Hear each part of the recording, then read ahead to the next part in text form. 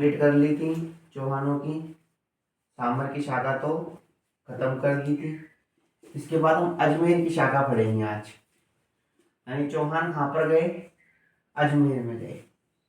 ठीक है, तो हम यहाँ पर हेडिंग लगाएंगे अजमेर के चौहान, अजमेर के चौहान। ठीक है बच्चों, अजमेर के चौहानों की बात करते हैं। तो गुरुजी इनका मूल पुरुष कौन था इस शाखा का, क्योंकि हर शाखा का एक मूल पुरुष रहा है। तो बच्चों क्या कहते हैं कि अज से अजयराज, अजयराज। इसके बाद राजा बनता है अर्णोराज, इसका बेटा अर्णोराज, इसको अनाजी भी बोलते हैं हम, अनारवण अनाजी आता है इसमें। इसके बाद विग्रहराज, और इसके बाद पृथ्वीराज। देखो ये सब नाम याद होना चाहिए, अजयराज, अर्णोराज, विग्रहराज, पृथ्वीराज, पृथ्वीराज, विग्रहराज, अर्णोराज और अजयराज। उल्टो सुल्टो ओंदो सूदो सब याद होना चाहिए तुम लोगों को। क्वेश्चन आएगा यहाँ से, यहाँ से और यहाँ से और यहाँ से भी। ये चारों राजा मोस्ट हैं, इनकी हम पूरी डिटेल की बात करेंगे। ठीक है, तो अजयराज की बात करते हैं हम। अजयराज बताओ गुरुजी क्या है। अजयराज, अजयराज बच्चों क्या कहते हैं कि इसका समय चौहानों का साम्राज्य विस्तार का समय है। किसका विस्तार का समय है, साम्राज्य के विस्तार का समय है। ले गुरुजी यहाँ तो क्या कहने कि सामर मचो, और सामर से कहां पर आ गए हो, अजमेर में आ गए हो। तुम जीत का 7 करोड़ रुपया। ठीक है, कहां पर आ गए, ये अजमेर में आ गया। और अजमेर में राजा आएगा तो सबसे पहले क्या करेगा बताओ। तो गुरुजी सबसे पहले एक दुर्ग बनवाएगा, तो दुर्ग का नाम था अजयमेरु दुर्ग। ठीक है, अजयमेरु दुर्ग बनवाता है सबसे पहले, क्योंकि राजा कभी हमेशा अकेला नहीं आएगा, उसके साथ काफिला आता है, प्रजा आती है। ये सीधी सी बात है, आज प्रधानमंत्री आएगा तो उसके साथ पूरे राजस्थान के लोकसभा के सदस्य आएंगे और उसके समर्थन करता आएंगे। वो भी तो एक राजा है, उसके समर्थन करता आएंगे, तो उनको बैठने के लिए अलग से जगह होगी। जैसे सीधी सी बात है, जब तुम्हारी सगाई होगी तुम्हारे परिवार वाले जाएंगे ना, तो क्या कहते हैं कि तुम्हारी भी तो खातिरदारी होगी। वैसे क्या कहते हैं कि अब राजा आएगा तो जनता आएगी, सैनिक आएंगे, ये सब आएंगे। हाँ गुरुजी बिल्कुल सही बात है। तो अब इतने सारे लोग कहां पर रहेंगे, इतने सारे लोग कहीं पर नहीं रहे, तो इसी के लिए एक शहर बसाया जाता है अजमेर। अजमेर शहर की स्थापना करता है 1113 ईस्वी में। ठीक है, ये क्वेश्चन मोस्ट है। अजमेर की स्थापना किसने करी, अजयराज ने करी। और अजयमेरु दुर्ग कौन सी पहाड़ी पर है, गिड़वैली की पहाड़ी पर है। लो, गिड़वैली की पहाड़ी पर है, क्योंकि हमेशा दुर्ग हैं जो ऊंचाई पे बनाए जाते हैं। ऊंचाई पे देखो इसलिए बनाए जाते हैं कि प्रजा लास्ट में जब आपको आक्रमण करेगा तो जनता की, राजा की और राज परिवार की सुरक्षा की जा सकती है, क्योंकि पहाड़ पे सैनिक चढ़ने में काफी कठिनाई होती है, इसीलिए। अच्छा तो गुरुजी और क्या बात है, देखो इसकी बात, ये शैव धर्म का अनुयायी था, शैव धर्म का अनुयायी। राजा का भी तो कोई धर्म होगा ना, ये तो शैव धर्म का अनुयायी था। अब इसने क्या कहते हैं कि नगर बसाया है और किले बनवाए हैं। तो इसके बाद क्या कहते हैं कि इसके लिए पैसा चाहिए, तो इसने सोमल देवी के नाम पर क्या चलाए, सिक्के चलाए। सोमल देवी कौन थी, इसकी पत्नी थी। देखो बच्चों कितना प्यार करता है पत्नी से, क्या चलाए, सिक्के चलाए। पर आज के आदमी क्या कहते हैं कि पत्नी से कम प्यार करते हैं सब, और ज्यादा किससे करते हैं, तो बोले ज्यादा माँ बाप से करते हैं। तुमने सोची मैं साड़ी बना लूंगा, हाँ करते हैं। वो चॉकलेट लेके जाते हैं आजकल के जीजा, तो समझ जाना चाहिए पत्नी को कुछ न कुछ दाल में काला है। सोमल देवी के नाम पे क्या चलाए बच्चों, सिक्के चलाए। अब इसके बाद अजमेर दुर्ग के काफी सारे नाम हैं, तो गुरुजी का नाम है, तो इसको राजस्थान का जिब्राल्टर कहा जाता है। जिब्लांडर के, इसको राजस्थान का क्या कहा जाता है? जिब्लांडर कहा जाता है। राजपुताने की कुंजी कहा जाता है। गुरजी कुंजी को मतलब अरे चाबी, यानी अपनो खजानो खोलवा के लिए क्या चाहिए? चाबी। तो राजस्थान जीतने के लिए क्या चाहिए? अजमेर दुर्ग हो हमारे पास। तो इसके बाद क्या चाहिए? सर्वाधिक आक्रमण झेलने वाला। गुरुजी सर्वाधिक आक्रमण झेलने वाला, हाँ स्थानीय आक्रमण झेलने वाला क्वेश्चन बनेगा। स्थानीय दुर्ग किसने, स्थानीय दुर्ग में सबसे ज्यादा आक्रमण किस दुर्ग पे हुए हैं? तो अजमेर पे है, क्योंकि मैं अभी मैप बनाऊंगा तब बताऊंगा। दुर्ग के नाम लिखो तुम तो। इसके बाद गुरुजी इसको रूटी रानी का महल कहते हैं। गुरुजी रूटी रानी का महल मतलब, अरे पहला कभी देखो बच्चों, महिला को रूटवा का काम काफी खतरनाक था। तो यहाँ एक रानी आती है, रूठ जाती है, तो इसीलिए इस दुर्ग का नाम क्या पड़ जाता है? रूटी रानी का महल। तारागढ़ दुर्ग, ठीक है, इसको प्रथमगिरी का दुर्ग भी कहते हैं। और गुरुजी और तो भी बताते हैं, इसको राजस्थान का हृदय कहते हैं। गुरुजी हार्ट, हाँ हार्ट, दिल चीर के देख तेरा ही नाम होगा वो वाला। अब देखो ये अजमेर दुर्ग के काफी सारे उपनाम हैं।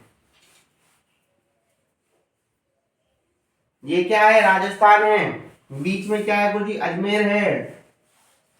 राजपुताने की कुंजी इसको इसीलिए कहा जाता है, अजमेर क्या राजस्थान के बीच सेंटर में आता है अजमेर। हाँ गुरुजी, तो बीच सेंटर में आएगा तो इधर वाले की टाट फोड़ देगा, तो इधर वाले की फोड़ देगा, और इधर वाले की फोड़ देगा, और ये दिल्ली तक दूसरों की टाट फोड़ सकता है आराम से। यानी गुरुजी चाचरा फोड़ देगो, हाँ तो चाचरा फोड़वा का मतलब है कि ये चारों तरफ आक्रमण कर सकता है।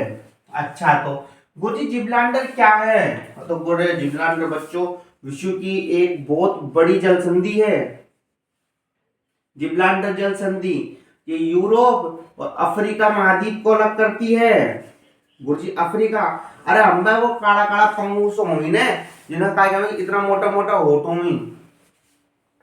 ग्रीस गेल को देख लेना अफ्रीका की टीम में ऐसे, ठीक है।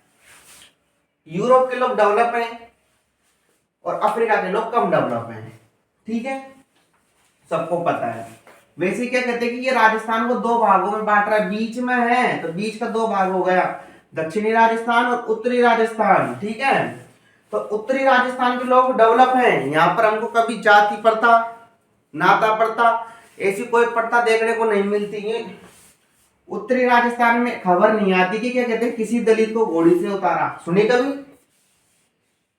या मास्टर मास्टर की वीडियो भी खाकी वायरल होती है बच्चों, दक्षिणी राजस्थान की अब चल रही है, उसको देख लेना। इधर से क्या कहते हैं कि राजस्थान के ऐसे भाग हैं बैकवर्ड जहां से लड़के को घोड़े से उतारा जाता है, कभी भी उत्तरी राजस्थान में नहीं उतारा जाता, इसीलिए इसको जिब्लांडर भी कहा जाता है। तो गुरुजी सर्वाधिक आक्रमण झेलने वाला दुर्ग क्यों कहा जाता है इसको?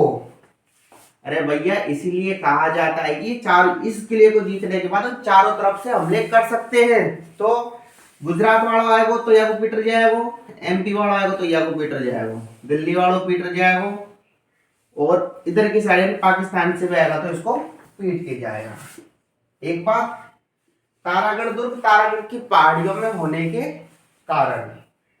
और गुरुजी रूटी रानी का महल, इसको हम पढ़ चुके हैं मारवाड़ के इतिहास में, वहां पर देख लेना। गुरुजी इसको राजस्थान का हृदय क्यों कहते हैं ये बताओ? फिर मैंने क्या बोला कि दिल चीर के देख तेरा ही नाम होगा। तो क्या कहते हैं कि ये पहले यहाँ से क्या राजस्थान के पूरे भारत का राज्यकाल चलता था यहाँ से, और अजमेर का भी यहाँ से ही चलता था पूरे राजस्थान का, ठीक है। और हमारे शरीर का मेन अंग हृदय है जो 24 घंटे चालू रहता है। तो क्या होता है कि पहले के लोगों को कैसे मृत घोषित किया जाता था, जिनका ब्रेन डैमेज हो जाता था तो कोमे में चले जाते थे, वैसी कंडीशन में उनको मृत घोषित करा जाता था। पर इसको राजस्थान का हृदय इसीलिए कहा जाता है क्योंकि इधर से इसके पूरे भारत का और राजस्थान का संचालन होता था। जैसे हमारा हृदय हमारे पूरे शरीर का संचालन करता है। तुमरा जैम पड़े पड़े वीडियो देखोगा तो तुम्हारा हृदय चल रहे, ठीक है। कोई खबर है शीशे का था दिल मेरा पत्थर का जमाना दिल टूट गया। देखो दिल है जो बच्चों का को है, दिल तो मांसपेशियों को बड़े कांच को हो ना, तो तुम्हारी फेफड़ा को फाड़र बाहर आ जाएगा। एक बात याद रखो, धड़क रहा है तो तब तक तुम चल रहा हो। वैसे क्या कहते हैं कि राजस्थान का हृदय इसको इसलिए कहा जाता था क्योंकि यहाँ से राजस्थान का पूरा कामकाज चलता था, ठीक है। प्रथमगिरी का दुर्ग पहाड़ियों के कारण, इसको अरावली का अरमान भी कहा जाता है। अरावली का अरमान, ठीक है। ये इस दुर्ग की बातें, क्योंकि ये दुर्ग से क्वेश्चन काफी सारा यहाँ से बनते हैं। बस अजयराज की बात इतनी है। फिर अजयराज धीरे धीरे क्या बूढ़ा हो जाता है। तो गुरुजी बूढ़ हो गए तो काय हुए, वो तो बूढ़ हो गए तो बाप ने ले लिया रिटायरमेंट, और राजा किसको बना दिया, अन्नाजी को बना दिया है गुरुजी। हाँ, तो ये क्या इसके दुर्ग की काफी सारी बातें ने की अन्नाजी की, अजयराज की। अब राजा बनता है अन्नाजी, अणुराज।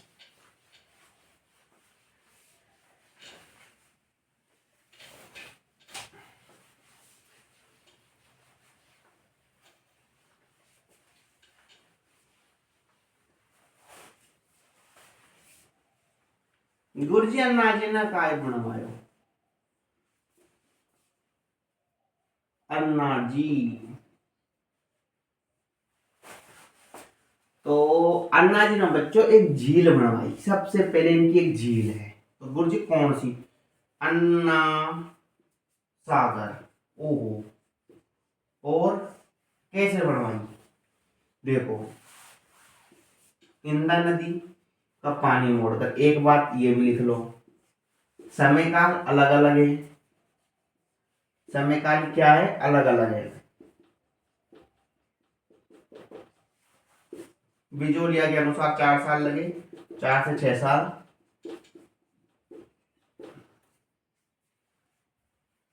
छत्तीस तक कुछ ऐसा ही समय आता है इसका, ठीक है।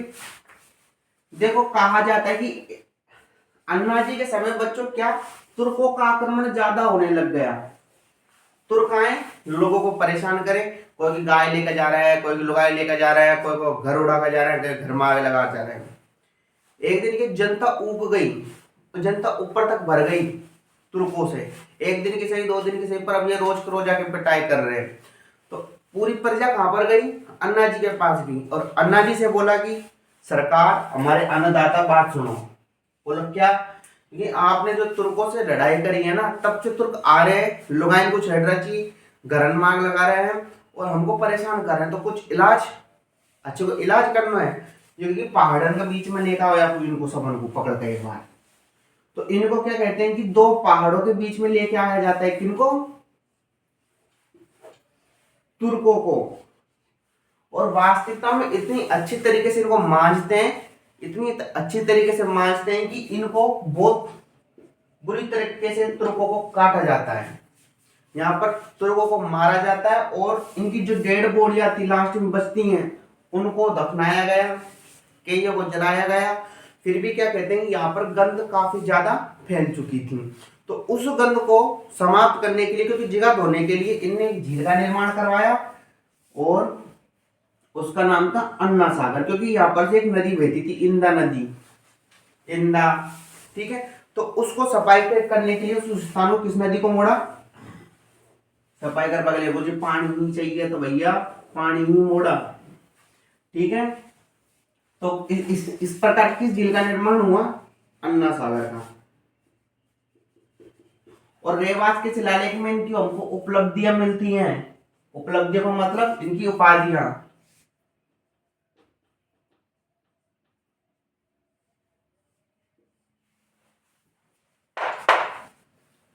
क्या मिलती हैं हमको, उपलब्धियां मिलती हैं।